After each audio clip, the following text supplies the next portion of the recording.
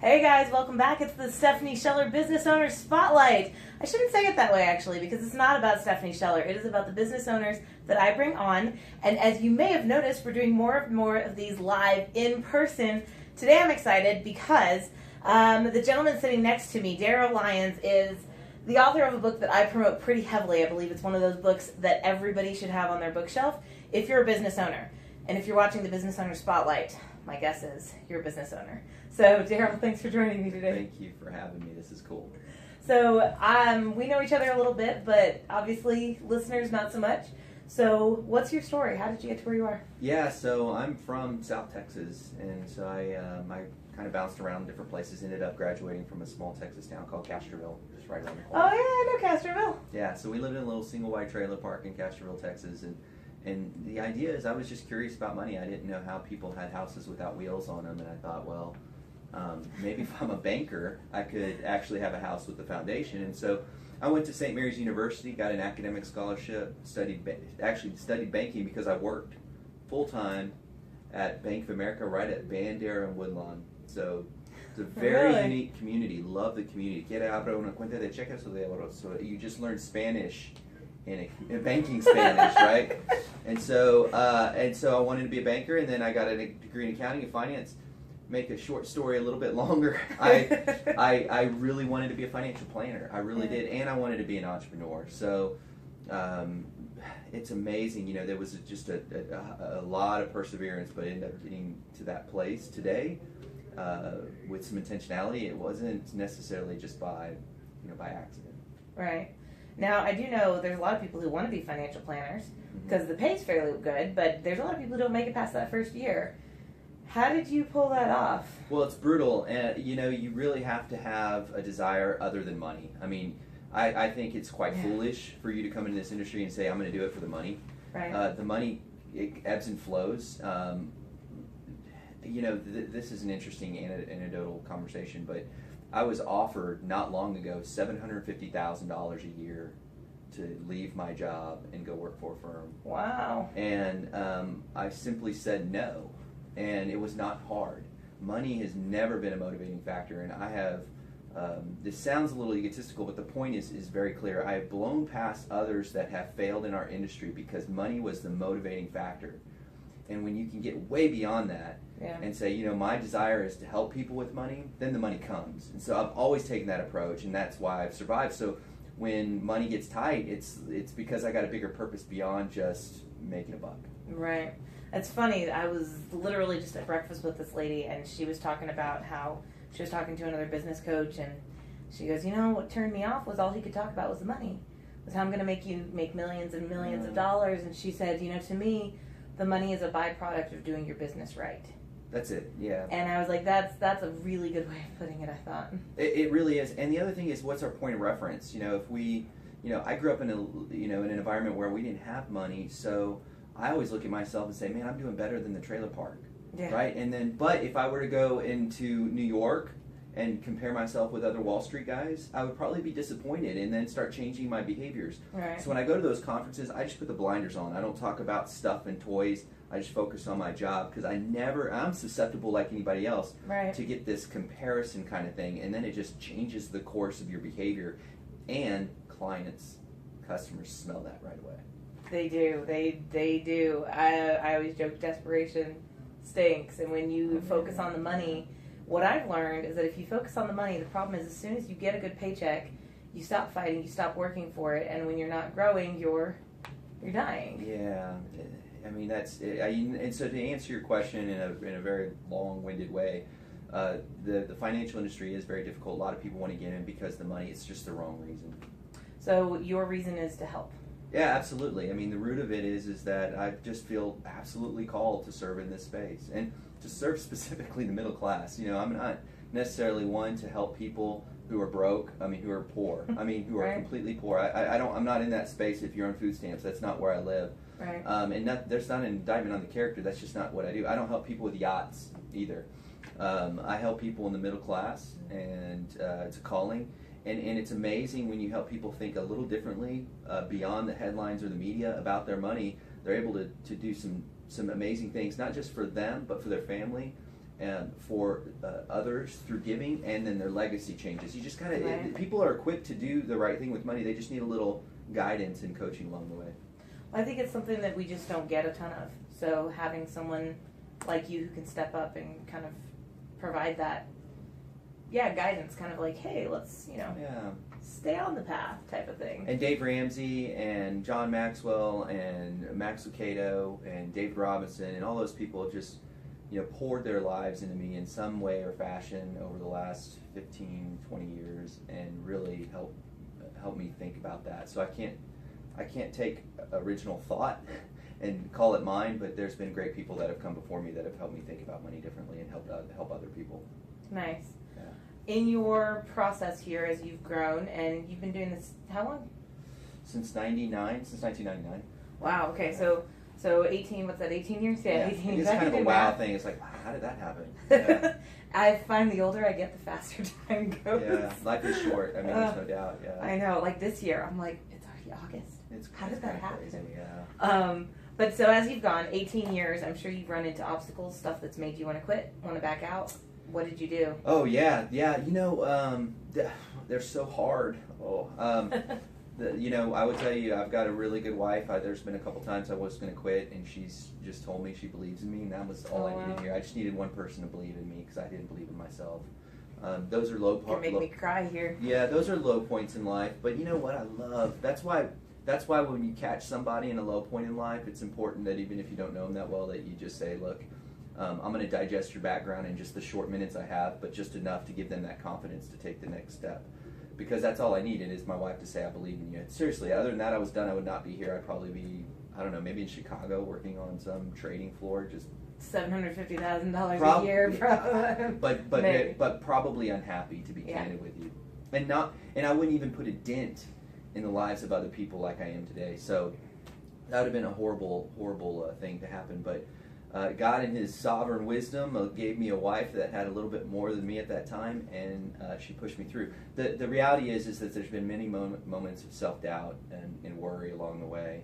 Yeah. But as you build up over time those rocks of confidence, you look back and you say, man, I've been through tough times before and I can get through it again. And so you just kind of over time just get that, you kind of have to look back and say, I've been there before, I can do it again. That's awesome. So for that person who's kind of new and starting, what would be, not necessarily in the financial field, but any field, because I think that mindset pervades entrepreneurship. Yeah, it pervades anyone, really, all in life. I mean, the degree of insecurity and worry that we all have is prevalent, and it's just really an epidemic in a lot of ways. But entrepreneur, it gets magnified because money magnifies things, or the lack of money magnifies things, and so this worry and confusion just becomes prevalent. You just can't sleep at night, and it's just funky stuff. But you just got to recognize that's just a part of it, and certainly surrounding yourself with people that can encourage you is critical. I mean, we are the average of the 5 people we spend the most time with. We've heard that before. And so you take inventory. Are you spending time with people that are inspiring and encouraging, or people that are like just drink beer and hang out? And ultimately, there's consequences for that kind of behavior. And then, of course, a strong faith is a solid foundation for everything you do, is a critical component of my life. So for those that have that belief system, leaning into that in the times of worry, I tell my kids every time they go out and leave in the morning, I said, you have 2 choices today. You can either trust God or worry. You pick. And that's their daily calling from me. And, and I know it's overly simplifying life, but that's, in my experience, dealing with people with tons of money. I mean, we're talking about people, I'm talking about, I've had conversations with, again, I serve middle class, but I've had conversations with some of the wealthiest people that you might know, and they worry about money. I mean, they worry about life. So it's prevalent. It's just how you respond in the midst of that worry. It's like money doesn't fix the issues. Absolutely not. Sometimes it magnifies it. Yeah. I've always told people that, whoever you are now, when you get to where you're going, here's how I phrase it. When you get to where you're going, you're just going to be more of who you already are. That's right. And so, like my grandma was a massive worrier. She called my mom daily worrying that she did. When my mom and my dad got married, she called my mom daily worrying my mom was not washing my dad's clothing. Yeah. And it was like the stupid thing. Oh, man, but it passes down, and it's a choice you have to make. Like, I always try and remind myself, because I have that tendency too, to like, oh my gosh, what's going to happen tomorrow? And it's like, what does worrying do except stop you from working towards a better future? Let me tell you, I do it every day. I mean, I'm not immune to it. It's Right. just in the midst of the worry, how do I respond? I mean, we think about bravery, and we've defined bravery as the lack of fear, but bravery is simply having fear and pushing through it. And so, I mean, worry is the same thing. It's not the absence of worry, it's pushing through that. And so I recognize every day I get worried. I worry probably more than most people, but the way I respond to that worry is completely different. And so that's why I walk a little bit with more peace. So I wanted to ask, and it's going to kind of be a little bit of a switch train tracks here. Yeah. But so obviously I'm a big fan of Small Business Big Pressure. It was a gift to me, which was great because at the time it was given to me I wasn't really into reading. So I would never have bought it for myself. Cool. Good. But it's become one of the books I go back to and read every single year. And I'll put a link below because I really do believe everyone should get a copy of this. By the way, can I drink tea while we talk? Okay. No, yeah, you're fine. So what was it that prompted you, you're on 3 books, going on 3 books. Yes. What was it that prompted you to write? And actually, I only know 1. Yeah. So That's right. I'm like, wait, 3. Yeah, so that's the only one that's out. The other one Okay. comes out in September. That's the Grand Money Chasm. It's designed to teach grandparents how to teach their grandkids about money without upsetting the parents. Oh, cool. So that's a mini book that'll probably be on the shelves of Barnes and Nobles in the checkout aisle. So my publisher needed that content and requested it, and I already had developed it based on conversations with people over the years. Nice. So yeah, it was kind of a weird thing. I didn't plan on publishing that book, but it came out, and I'm happy that Morgan James could do that. And then the third book I'm really pumped about, really on the last stage of content development. So I still have to figure out where the commas go, and I hire some people to do that. But that one's 18 to 80, everything you need to know about money from age 18 to age 80. It's designed, again, for the middle class, not for the poor, not for the rich. It's designed to give them rules of thumb with research and behavioral finance all throughout, just in a conversation and an easy way to read. So what prompted you to start writing these books? Because I know you write a lot, not just your books, but what prompted you to do this? Yeah, I write for Forbes and Business Journal. I don't play golf. This is your goal. Yeah, and you know, I've written for a long time, and I look back at my life, and I've written, and it helps me crystallize my thoughts, and it helps me think about things in a different way. And when I write something, I have to say, do I believe this to be true? And then I wrestle with it. And I try not to find data to support my belief system, but I try to either substantiate or find data that might be counter to what I believe to be true. So it helps me become a better person in a lot of ways. Yeah, so I enjoy doing it. You know, I tend to, it's an introvert type of activity. And being inclined to be introverted, that's an enjoyable thing for me to do, believe it or not. I tell everyone, I'm like, my big, we try to take 2 vacations every year. We took one earlier this year. Like, my next one, I want to be at a cabin alone in the woods somewhere with, like, 2 reams of paper and just write. Yeah, that's weird. Right? I'm kidding. No, that's how a lot of people look. Like, that is just weird, but I get that, and I think I've just learned to appreciate that's how God made me. And so then, okay, how can I serve our community in that context? I really, for many years, I tried golf, and then I just got to the point, you know, there's just some things I'm just not good at, and this is one of them. I've decided golf is one of the things I'm not good at either. Yeah. I'll go and play in a couple tournaments for some charities every year, and as long as there's no expectation of me playing good, and I can pick up my ball if I'm not enjoying it, then I'm in. So you mentioned charity work too. So you run a business, you write books, you're a dad and a husband. I was going to say wife, but you're a husband. Yeah. And then you also, so run a business, charity, dad, husband, author. How do you balance all of that? Yeah, you know, I've got a lot of good people that surround me. And for example, we started a 501c3 here in San Antonio that serves kids in Moldova, that gets them, which is the poorest country in Eastern Europe, gets them off the streets onto the basketball court to teach them about life, about God, about what it means to be a man. It's really a global outreach that's critical for what we're seeing globally today, of how the East and the West are colliding in a lot of ways. And so that ministry is important to me. I helped get it off the ground, and so I'm very proud to be a part of that. But here's the deal. I provided a dosage of leadership. I can name 7 people that did a lot of the heavy work. And so it just seems to me, when we talk about our roles in life, I've identified and tried to surround myself with people that can fill in the gaps of where I'm incompetent. And I lean into those people. And so for me to develop a 501c3, I don't know I don't know a lot about a lot, right? And so I'm just having conversations with people who that ministry tugs at their heart. That's the same thing at work.